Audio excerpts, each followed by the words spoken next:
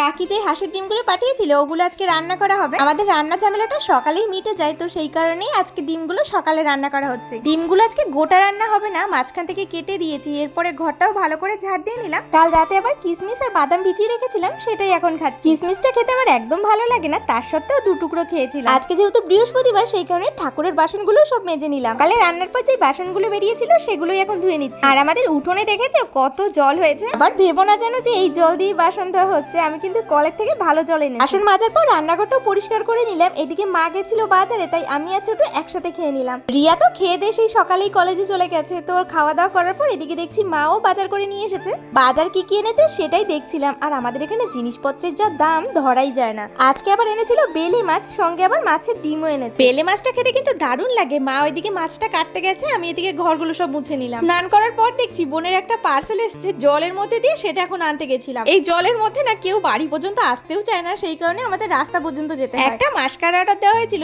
সঙ্গেই মেকআপ তোলার জন্য রিমুভারটা ফ্রি দিয়েছে।